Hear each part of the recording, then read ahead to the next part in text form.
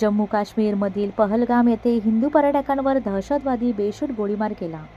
त्यामध्ये एकूण 26 पर्यटकांना मारण्यात आले। त्यापैकी 20 जण जखमी झाले। त्या मृतांपैकी 6 जण महाराष्ट्रातील डोंबिवली, पुणे व पनवेलमधील होती। ही हत्या एवढी क्रूर होती की दहशतवाद्यांनी त्यांचा धर्म विचारून त्यांच्या कुटुंबांसमोर त्यांची हत्या केली। या घटनेने संपूर्ण भारत देश हादरला आहे। या झालेल्या घटनेचा निषेध करण्यासाठी शिवसेना उद्धव बाळासाहेब ठाकरे ठाणे जिल्हा शाखेच्या वतीने जांभी नाका येथे चिंतामणी चौकात पाकिस्तानी ध्वज दहन करून पाकिस्तान मुर्दाबाद, केंद्रीय गृहमंत्री राजीनामा द्या या घोषणा करण्यात आल्या। तसेच केंद्रीय गुप्तचर यंत्रणा व केंद्र सरकार करतंय काय, तसेच कलम 370 रद्द केल्याचे हेच ते काय फायदे या आशयाचे फलक दाखवण्यात आले। या शहीद झालेल्या हिंदू पर्यटकांना श्रद्धांजली अर्पण केली।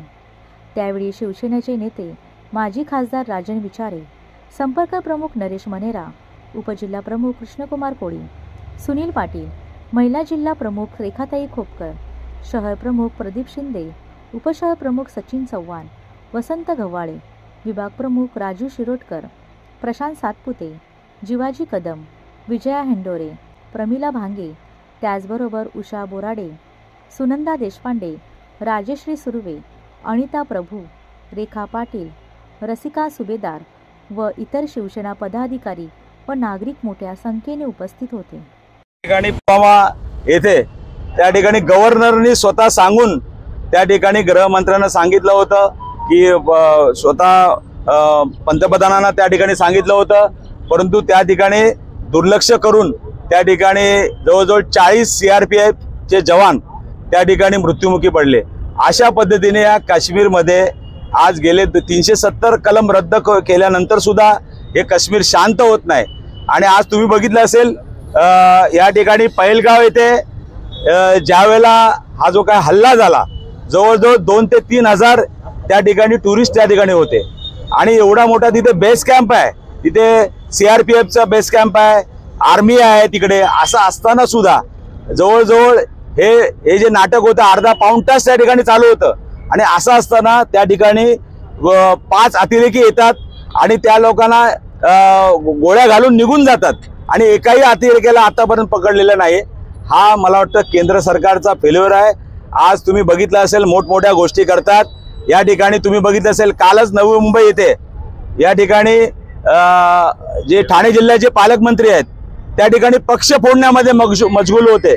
डोंबिवलीचे 3 नागरिक त्या ठिकाणी गेलेले आहेत आणि त्यांच्यावरती दुःखाचा डोंगर त्या 3 कुटुंबावरती असताना आज तुम्ही जर बघितलं असेल त्या ठिकाणी ते त्या कार्यक्रमामध्ये व्यस्त होते। फक्त त्यांना एकच आहे की शिवसेना कशी संपवायची, या ठिकाणी कशा पद्धतीने पक्ष फोडायचा, कार्यकर्त्यांवरती कशा खोट्या केसेस टाकायच्या, कार्यकर्त्यांना कसा त्रास देता येईल, अशा पद्धतीने आज सुद्धा आम्ही आज या ठिकाणी राष्ट्रभक्ती म्हणून या ठिकाणी इथं आलेलो आहोत। पण तरी सुद्धा पोलिसांचा एवढा बंदोबस्त, आम्ही त्यांना सांगितलं की तो बंदोबस्त जरा तुम्ही जर तिकडे जर लावला असता तर मला वाटतं या ठिकाणी एवढे लोक त्या ठिकाणी मृत्युमुखी पडले नसतील। म्हणून हा केंद्र सरकारचा फेल्युअर आहे। या केंद्र सरकार या ठिकाणी जे काय गृहमंत्री आहेत किंवा पंतप्रधान आहेत यांनी राजीनामा द्यायला पाहिजे। काल रात्री पहलगाम मध्ये जो दहशतवादी हल्ला झाला आणि त्या दहशतवादी हल्ल्यामध्ये जे आपले नागरिक मृत्युमुखी पडलेत, खरोखर अतिशय दुःखाची बाब आहे। आणि हे असं घडत असताना चीड या गोष्टीची येते की केंद्र सरकारला या गोष्टीचं काही घेणं देणं नाहीये। ते मशगूल आहेत त्यांचं राजकारण करण्यामध्ये आणि सर्वसामान्य नागरिक आज किडमुंग्यासारखे मारलेले जात आहेत। सर्वसामान्य नागरिकांचं जीणं म्हणजे यांना काहीच वाटत नाही। यांच्या राजकारणापुढे यांना लोकांचे प्रश्न सोडवण्यात स्वारस्यच नाही असं वाटतंय। जे लोक त्या ठिकाणी काश्मीर फिरण्यासाठी उन्हाळी सुट्टी मौज मजा करण्यासाठी गेले होते, पण ज्या ठिकाणी 2 ते 3 हजार हे पर्यटक असताना तिथे साधा बंदोबस्तही नसावा म्हणजे केवढी दुर्दैवाची गोष्ट आहे। अरे कीड मुंग्यासारखे त्यांना धर्म विचारून गोळ्या झाडल्या जातात आणि त्यांच्या संरक्षणाला कोण नाही। लग्न झालेली एक तरुणी, तिचा तो फोटो आलाय, अक्षरशः तो फोटो पाहिल्यानंतर अंगावर काटा येतोय, निश्चल बसलेली आहे।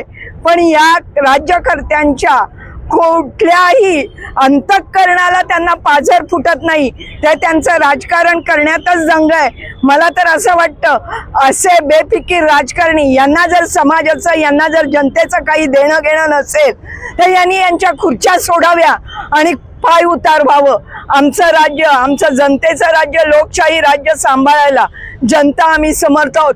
आणि कुठेतरी आता या अन्याय अत्याचाराविरुद्ध फक्त बोलून किंवा निषेध व्यक्त करून उपयोग नाहीये, तर आता जनतेने रस्त्यावर उतरून याचा निषेध करायला हवा असंच आम्हाला वाटतंय।